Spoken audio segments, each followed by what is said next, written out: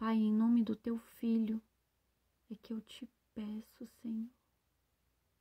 Usa minha boca, usa minha mente, usa-me, Senhor, usa meu entendimento, meu conhecimento pequeno para transmitir tua palavra, em nome de Jesus. Que seja tu, ó Senhor, a nossa alegria, que seja tu, ó Senhor, o nosso alimento, que seja tu, Senhor, o nosso temor e o nosso tremor, que seja por ti, em nome de Jesus. Eu te peço, Senhor, que não haja nenhuma escama, nenhum véu entre mim e ti, para que em nome do teu Filho eu possa transmitir da forma correta aquilo que tu me mostrou, meu Pai, em nome do Pai, do Filho e do Espírito Santo de Deus. E agora eu vou contar o sonho que eu tive essa noite, 17 de julho de 2023. Eu sonhei que eu chegava na casa da minha mãe e eu dizia assim: mãe, a gente tem que guardar alimento, porque amanhã, nesse mesmo horário, mãe, não vai ter mais comida. E aí eu dizia para minha mãe que a gente tinha que guardar alimento. E eu olhava no meu braço e ele estava com o relógio. E o mais interessante é que eu não uso relógio. E aí eu dizia para minha mãe e olhava no meu braço e olhava quantas horas que era. Esse é o segundo sonho que o Senhor me dá, que eu estou com o relógio. E eu fico o tempo todo olhando para o braço sem compreender o porquê que eu estou com o relógio, se eu não tenho esse costume. Eu olhava para minha mãe e dizia assim: mãe, amanhã 3 horas não vai ter mais alimento. Todo movimento que eu fazia, eu olhava a hora.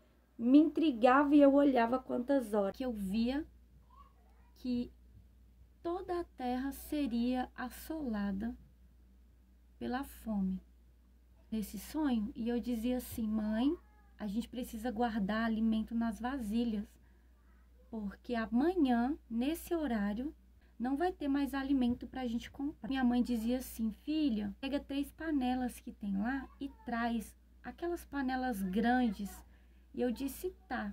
E eu tentava fazer tudo muito rápido, porque eu sabia que no outro dia não ia ter mais comida para a gente comprar, para guardar nessas vasilhas. Daí eu voltei com essas 3 vasilhas. E depois que eu acordei, eu fiquei com meu olho fechado, pensando nesse sonho. Eu pus essa meta no meu espírito, que eu sei que veio do Senhor. E essa meta é que eu consiga alcançar um nível de oração sentindo a presença do Senhor. E não só orando para pedir e dizer as mazelas da vida, porque o Senhor já sabe de todas antes que aconteça, né? Buscar a presença do Senhor de forma contínua por mais tempo. Não aquela presença que anda com a gente, aquela presença que te toma de lágrimas e de imersão espiritual. Eu gosto desses desafios que o Senhor coloca no meu coração. Isso me impulsiona. E eu continuei orando e dizendo, e chorando e dizendo: Senhor, o que o Senhor quer me dizer com isso? O que o Senhor quer me dizer com isso? Eu insisto, eu bato na porta até o Senhor abrir. E eu fiquei batendo: Senhor, o que é? O que é que o Senhor quer me dizer? O que o Senhor quer me passar? E o Senhor disse assim, no meu espírito, igual da outra vez do muro de ferro. Só que dessa vez o Senhor disse assim: achegai, ó nações, para ouvir. Achegai, ó povos, palavras que eu vou dizer que foi vindo no meu consciente, na minha mente, no meu coração e no meu espírito. E o Senhor dizia: achegai, ó povos, para ver. Achegai, ó nações, para ver. Vede e lede na minha palavra. Era isso que o Senhor dizia. Vede e lede na minha palavra. Aleluia, presença do Senhor. Então, meus irmãos, foi isso que o Senhor me mostrou. 3 panelas vazias, 3 anos de fome, de escassez. E o relógio que significa que está com o tempo contado para que comece.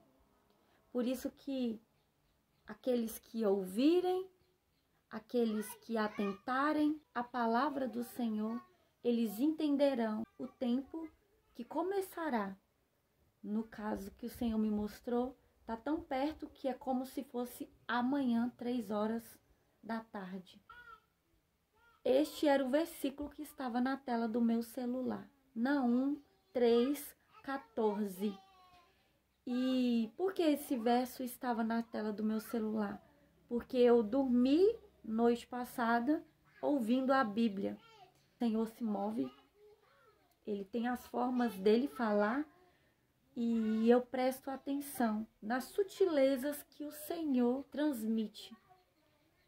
Seja qualquer coisa que eu atente para entender e para ouvir a voz do Senhor, para compreender e saber discernir o que Ele quer dizer. Porque os pastores dormirão nesse tempo. Alguns profetas que foram levantados, esses serão alertados do dia da sua ira. Desde que eu abri aqui o canal no YouTube, foi porque o Senhor estava bradando em meu coração a respeito da ira dele que ele ia derramar sobre a humanidade. E todas as visões que o Senhor me dá é contra a multidão de profetas. Multidões estão indo por um lado e o Senhor começa a me confirmar e a me mostrar um caminho totalmente diferente daquele que a multidão está indo. E o intuito de abrir aqui o canal foi para transmitir essas visões e esses sonhos que o Senhor vem me dando. Esse vídeo, ele será um dos vídeos mais impactantes que eu já trouxe aqui. Esses propósitos que eu venho fazendo de jejum, de oração, e de choro, e de pranto, e de gemido, e de busca por mais de Deus, porque eu quero aprender do Senhor. Eu não quero aprender da multidão. Se o Senhor tem para falar, se Ele tem para mostrar, Ele pode me mostrar. E eu fiquei com isso no meu pensamento: Senhor, se o Senhor quer falar, fala comigo. Fala comigo, me mostra o que essas pessoas estão dizendo, tudo isso. Eu quero. E os profetas profetizando limpeza, o Senhor dizendo no meu coração: filha, eu estou enchendo a sua boca com palavras e com as profecias da minha ira. E quando eu durmo, eu ouço do Espírito. Mesmo dormindo, eu ouço as profecias do Senhor. E não tem como eu guardar elas para mim. Porque quanto mais eu busco, quanto mais eu entro na presença, mais o Senhor me fala sobre o tempo da ira. E eu não posso vir aqui trazer uma profecia que vai ter paz, que vai ter segurança. Como os profetas estão todos profetizando, né? Eles estão profetizando um ano de limpeza. E o Senhor disse para mim assim: a minha palavra não está com eles. A minha palavra não está com eles. E quando eu ponho meu joelho no chão, que eu desço na oração, e o Senhor me traz essas visões e essas palavras de repreensão, eis que é a minha ira que eu hei de derramar. E isso, essas passagens bíblicas que vinham na minha cabeça, era só as passagens da ira do Senhor que vai ser derramada. Mas a igreja e os profetas não querem pregar sobre a ira do Senhor. Eles não querem dar ouvido à voz do Senhor que está dizendo: Prepara-te, prepara-te, porque o tempo é de ira. O tempo não é de bênçãos e toda profetaiada que está saindo. Nossa, eu repugnada de ouvir essas profecias da internet. São tantas profecias e nenhuma delas o Senhor me confirma. Oh, Senhor,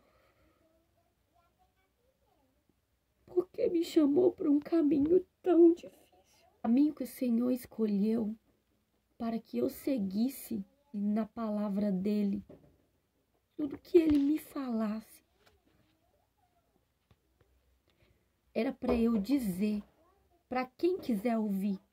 E quando o Senhor enche a minha boca com palavras, nos momentos que eu estou jejuando, em alguns momentos a minha boca vai enchendo, como se eu estivesse mastigando alguma coisa. E a minha boca vai enchendo, enchendo, enchendo. E continua aquela sensação da boca cheia, cheia de palavras, como se fossem borboletas voando dentro da minha boca. Eu não sei explicar. Esse sentimento e essas sensações começam a surgir em mim. E eu disse essa semana: ó Senhor, por que tu encheste a minha boca novamente se não tem quem queira te ouvir? E eu disse isso em oração. Eu disse: Senhor, por que tu encheste novamente a minha boca? Por quê? Não há quem queira ouvir sobre a tua ira, Senhor. Ninguém dá crédito à palavra do Senhor. E ele está clamando, ele está clamando. Ele está buscando quem queira ouvir o que ele quer falar, não o que o nosso coração terreno e pequeno quer receber. E o Senhor está dizendo que é chegado o tempo da ira dele. É chegado. Chegou o tempo, acorda. Nós temos que acordar e começar a ler a respeito do que será a ira derramada sobre a face da terra. E será sobre bodes e sobre ovelhas. Não será como a igreja está dizendo que vai ser só sobre os ímpios. Será sobre bodes e ovelhas, porque será uma purificação do Senhor. Todos, não, ninguém vai sair de fininho. Aonde tu pensa que vai, ó noiva? Se o teu noivo deixou escrito em Mateus 24, eis que vós serão entregues à espada, vós deverão se entregar para serem atormentados por amor do meu nome. Está escrito. Está escrito essa passagem. E o Senhor Jesus disse, foi Cristo que disse essas palavras. Vós deverão ser entregues à espada por amor ao meu nome. As nações vos odiarão por amor do meu nome.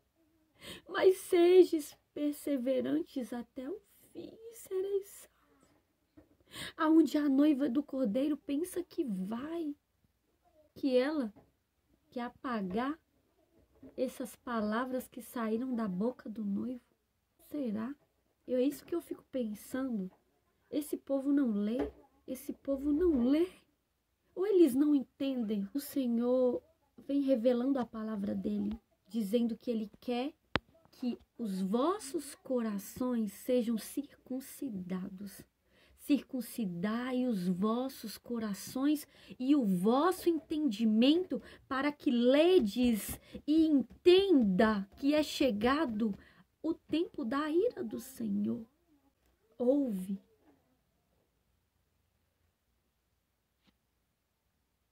Foi para isso que o Senhor me trouxe aqui.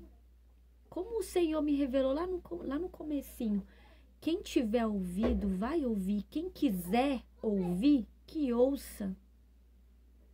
Mas eu fui chamada como Jeremias, como Ezequiel, para pregar o tempo da ira do Senhor. Esse é o meu chamado.